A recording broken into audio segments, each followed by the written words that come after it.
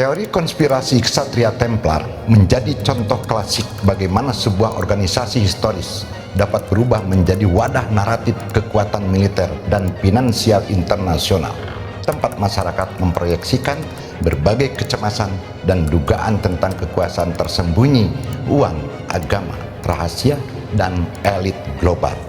Templar berkembang menjadi simbol universal bagi hampir semua teori tentang rahasia kekuasaan, mulai dari harta karun yang hilang hingga pemerintahan bayangan.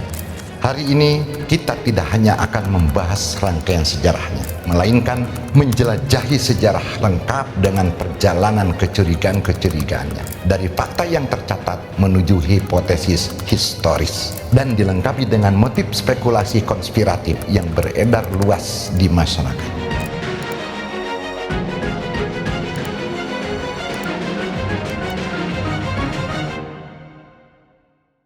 Untuk mengawali apa yang penting dari Ksatria Templar ini, mari kita mulai perjalanannya dari fase kelahiran dan pengakuan resmi. Tahun 1119, dalam perjalanan peristiwa Perang Salib, seorang bangsawan Prancis bersama 8 rekannya membentuk kelompok militer kecil untuk melindungi peziarah. Hingga pada perjalanannya, Raja Baldwin II membangun dan memberikan sebuah markas yang diyakini berada di atas bekas kuil Salomo. Lahirlah sebuah nama, yaitu Ksatria Templar. Titik balik terjadi di tahun 1129 dalam sebuah konsili dengan dukungan seorang tokoh pendukung bernama Bernard of Clairvaux dan karya bukunya yang berargumen bahwa membunuh dalam perang suci bukanlah dosa jika dilakukan demi membela iman. Hingga pada akhirnya kelompok ini mendapat dukungan gereja. Templar mendapat legitimasi religius. Templar dapat merekrut anggota di seluruh Eropa. Templar memperoleh hak istimewa luar biasa. Templar hanya tunduk pada paus, bukan hanya raja lokal. Status ini menjadikan Templar salah satu organisasi transnasional pertama dalam sejarah Eropa. Di fase ini, beredar anggapan bahwa Templar sebenarnya dibentuk untuk mencari artefak rahasia yang terkubur di bawah kuil Salomo. Templar menemukan dokumen yang membuktikan sejarah agama dunia berbeda dari narasi resmi gereja. Templar menemukan tabut perjanjian yang kemudian disembunyikan. Lalu Templar menemukan Grail suci dan menyembunyikannya dari dunia. Kita lanjut ke fase berikutnya. Masa kejayaan dan kekayaan, terlepas dari segala bentuk profil pasukan Templar, seperti struktur organisasinya, ciri khas karakternya, atau kelebihan dan kemampuan pasukannya. Templar adalah mesin perang elit. Mereka adalah pasukan garis depan dalam berbagai pertempuran perang salib. Namun reputasi mereka dibangun melalui pengorbanan besar. Aturan internal melarang mereka mundur kecuali dalam kondisi tertentu. Akibatnya, banyak pasukan Templar gugur hingga orang terakhir. Dan justru bagian paling revolusioner dari Templar bukan itu. Bukan diksi satrianya, bukan juga peperangannya, melainkan keuangan. Templar saat itu dipercaya oleh gereja dan bangsawan untuk menyimpan uang, emas, dan dokumen penting milik para peziarah. Seseorang di Prancis dapat menyetorkan uang kepada Templar, mendapat surat kredit, menukarkan surat tersebut di Yerusalem. Konsep ini menyerupai cek perjalanan, transfer dana, atau sistem perbankan internasional. Mereka juga mengolah perkebunan, pelabuhan, peternakan, dan jalur perdagangan. Di abad ke-13, Templar menjadi salah satu institusi finansial terbesar di Eropa. Bahkan raja-raja pun berutang kepada mereka. Secara garis besar, Templar memiliki tanah luas. Templar menjadi lembaga keuangan lintas negara. Templar menyediakan jasa surat kredit dan penyimpangan aset. Di fase ini beredar anggapan bahwa Templar adalah pencipta sistem perbankan modern yang masih mengendalikan keuangan dunia saat ini. Bank internasional modern berasal dari jaringan Templar. Keluarga-keluarga perbankan Eropa merupakan penerus rahasia Templar. Templar menciptakan sistem utang global untuk mengendalikan kerajaan-kerajaan Eropa. Selanjutnya, tibalah kita di fase kemunduran konflik, penangkapan, pembubaran Templar. Pada akhir abad ke-12, dunia Islam bersatu. Dalam salah satu rangkaian perang salib, pasukan salib mengalami kekalahan besar. Yerusalem berpindah tangan, meskipun Templar tetap bertahan di kota-kota pesisir, posisi mereka semakin lemah. Wilayah menyusut, dukungan Eropa menurun, biaya perang meningkat. Puncaknya tahun 1291, kejatuhan kota Akko yang merupakan benteng besar terakhir kerajaan Yerusalem, menandai berakhirnya dominasi negara-negara salib di Tanah Suci. Setelah kehilangan basis utama di Timur Tengah, fungsi militer Templar mulai dipertanyakan. Pada saat yang sama, Raja Prancis Philip IV menghadapi krisis keuangan serius. Ia memiliki utang besar kepada Templar. Bagi Philip IV, Templar sangat kaya, memiliki jaringan internasional, tidak tunduk pada kerajaan, sulit dikendalikan. Mereka menjadi ancaman politik sekaligus target ekonomi yang menggiurkan. Jumat 13 Oktober 1307, hari bersejarah yang populer disebut Friday 13. Philip IV melancarkan operasi besar. Ratusan anggota Templar di seluruh Prancis ditangkap. Mereka dituduh bina, menyembah berhala, meludahi salib, praktik sesat, perilaku seksual menyimpang. Sebagian besar pengakuan diperoleh melalui penyiksaan. Tuduhan-tuduhan itu fakta historis. Dan banyak sejarawan modern menilai tuduhan tersebut bermotif politik dan finansial. Karena tekanan Raja Prancis sangat besar, Paus akhirnya ikut menyelidiki. Singkat cerita, tahun 1312, Pope Clement V resmi membubarkan Ordo Templar. Melalui keputusan gereja, aset-aset mereka sebagian besar dialihkan kepada keluarga Hospitaller. Dan secara formal, Templar berhenti eksis. Pada tahun 1314, Grand Master terakhir, Jacques de Molay, dihukum mati dengan dibakar hidup-hidup di Paris. Legenda kemudian menyebut bahwa sebelum meninggal ia mengutuk Paus dan Raja Prancis.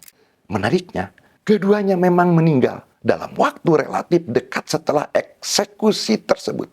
Peristiwa ini memperkuat aura mistis Templar dalam budaya populer. Dan dari fase ini, lahirlah anggapan seperti Templar menyimpan ajaran rahasia yang berbeda dari kekristenan murni. Mereka menyembah entitas yang diyakini bernama Baphomet. Mereka menjalankan ritual okultisme kuno Timur Tengah. Templar merupakan penerus langsung kelompok Gnostik yang diburu gereja. Dan masih banyak lagi spekulasi mistik, senada yang berkembang. Ada yang menarik pada tuduhan mereka menyembah Baphomet. Tuduhan ini muncul diyakini didapat dalam interogasi yang dilakukan pada anggotanya di bawah penyiksaan setelah penangkapan tahun 1307. Kita lanjut pada kecurigaan berikutnya di fase ini ketika penangkapan di tahun 1307. Raja Prancis menghancurkan Templar karena mengetahui rahasia yang dimiliki mereka. Templar memiliki dokumen yang dapat menjatuhkan legitimasi monarki Eropa. Paus dipaksa membubarkan Templar agar rahasia tertentu tidak tersebar. Setelah dibubarkan, muncul berbagai teori bahwa Templar menyembunyikan harta karun besar, menemukan Grail suci, menjaga rahasia keturunan Yesus, melarikan armada ke Skotlandia, menjadi cikal bakal Freemasonry. Sejarawan yang dunia anggap profesional umumnya memandang isu ini sebagai legenda pasca abad pertengahan yang berkembang karena hilangnya arsip dan misteri seputar kejahatan Templar. Dan dalam kajian sejarah modern, Templar dipahami sebagai ordo militer, institusi keagamaan, bentuk korporasi internasional awal. Mereka adalah pasukan profesional yang membantu mempertahankan negara-negara salib. Mereka merupakan biarawan yang hidup di bawah aturan religius dan otoritas Paus. Mereka mengelola aset logistik, jaringan informasi, dan keuangan lintas negara dengan tingkat efisiensi yang luar biasa untuk zamannya.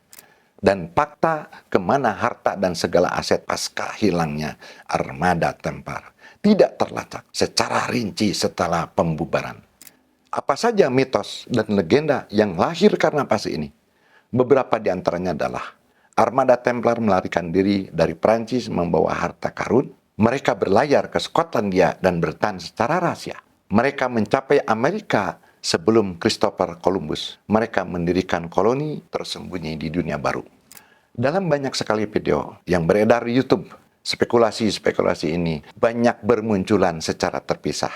Ada yang mengatakan ini teori konspirasi, ada yang sangat yakin bahwa narasi yang diperbincangkan adalah sebuah kebenaran yang sengaja disembunyikan dan dibiaskan. Terlepas dari semua itu, terlepas dari benar atau salah, dan terlepas dari masuk akal atau tidak, untuk apa masih banyak manusia bahkan kajian akademis hiruk-pikuk mengingat dan membahasnya? Fakta historis inilah yang membuat fase pasca pembubarannya ini semakin menarik untuk menjadi pembahasan, karena di bagian ini kita akan membahas dan memasuki wilayah teori konspirasi modern yang berkaitan dengan simbol dan kode rahasia, hubungan dengan primasonry, teori-teori okultisme, spekulasi ekstrim yang jauh dari fakta historis, dan terakhir yang bersinggungan dengan teori elit global. Fakta historisnya adalah salib merah merupakan simbol resmi Templar. Dan lahirlah anggapan bahwa era Templar adalah era awal simbolisasi terstruktur dan terorganisir, meliputi simbol dan logo arsitektur, perusahaan, tata kota, dan lain-lain. Maka tidak heran jika banyak narasi mengenai asal-usul pola arsitektur modern, arti dan makna logo perusahaan besar seluruh dunia, tata kota yang dirancang mengikuti geometri Templar, atau monumen-monumen dunia yang mengandung pesan rahasia. Dan hal-hal tersebut memunculkan anggapan dan keyakinan akan adanya hubungan Templar dengan Primasonry. Primasonry muncul beberapa abad setelah Templar dibubarkan. Dari peristiwa sejarah penangkapan, kejatuhan, dan pembubaran Templar yang sudah kita bahas sebelumnya lah, muncul keyakinan bahwa Primasonry adalah kelanjutan langsung organisasi Templar. Terlebih ketika sebagian cabang Primasonry menggunakan simbol dan cerita Templar. Dan ketika seluruh ritual Primasonry pun berasal dari ritual Templar. Dua hal tersebutlah yang melatar belakangi anggapan dan kecurigaan itu muncul dan diyakini. Ketika legenda awal meyakini narasi didapat saat interogasi anggota Templar tahun 1307. Berkembanglah narasi bahwa Templar menyembah entitas gaib. Templar melakukan ritual satanik. Baphomet adalah manifestasi iblis yang disembah Templar. Templar mengorbankan manusia dalam ritual rahasia. Ordo dibubarkan karena gereja menemukan praktik satanik yang sesungguhnya. Meskipun banyak sejarawan yang katanya diakui dunia masih menganggap klaim tersebut tidak terbukti, tapi setidaknya kita tahu apa yang melatar belakangi anggapan dan kecurigaan misteri dunia hari ini muncul. Dan sampailah kita sekarang pada bagian spekulasi ekstrim, di mana semua narasinya cukup sensitif bagi beberapa kelompok dan beberapa narasi memasuki wilayah metafisik. Sekali lagi saya sampaikan, kita tidak sedang menguji apakah narasi-narasi ini benar atau salah. Yang saya tekankan hanyalah sebatas mengapa narasi ini muncul dan diperbincangkan. Beberapa anggapan tersebut antara lain, disinyalir Templar menjaga rahasia garis keturunan Yesus. Templar mengetahui lokasi artefak yang dapat mengubah sejarah manusia. Templar memiliki ritual untuk berkomunikasi dengan entitas non-manusia, untuk memperoleh pengetahuan dan teknologi yang melampaui zamannya. Dari sanalah serangkaian misteri setiap zaman mengaitkan bahwa Templar modern merupakan cabang organisasi global yang telah mengendalikan peradaban selama ribuan tahun. Templar modern menjadi bagian dari pemerintahan bayangan dunia. Templar modern mengatur konflik internasional dari balik layar untuk membentuk tatanan dunia baru. Jaringan Templar modernlah yang merekayasa perang, krisis, ekonomi, dan perubahan rezim dunia. Oleh karena itulah, mengapa topik ini kami ulas kembali? Karena Templar menjadi pusat perhatian utama, di mana jaringan-jaringannya sangat berkaitan erat dengan apa yang kita kenal sebagai elit global. Meskipun banyak teori konspirasi yang terungkap menjadi konspirasi nyata atau sebuah skandal yang terbongkar, kita garis bawahi bahwa pembahasan Templar ini masih merupakan narasi spekulatif yang masih belum terbukti kebenarannya. Namun, ramai diperbincangkan bahwa Templar tidak benar-benar dibubarkan atau tidak bubar dan hilang. Templar modern atau keturunan-keturunan anggotanya masih beroperasi secara rahasia hingga hari ini. Mereka mengendalikan Bank Dunia. Mereka mempengaruhi pemerintahan negara-negara dunia. Banyak dari pemimpin dan tokoh berpengaruh dunia hingga hari ini adalah keturunan anggota Templar. Dan mereka jugalah bagian jaringan elit dunia yang mengatur geopolitik internasional hari ini. Sayangnya lagi-lagi belum ada bukti sejarah dan akademik yang mendukung klaim-klaim tersebut. Bahkan beberapa sejarawan yang katanya diakui dunia justru berpendapat bahwa analisis ini bersifat pareidolia atau kecenderungan manusia melihat pola dan makna pada sesuatu yang sebenarnya tidak memiliki hubungan. Mereka menambahkan sebagian besar analisis muncul, terutama pada abad ke-20 dan 21 melalui literatur esoterik, novel atau film populer, forum internet, dan media modern.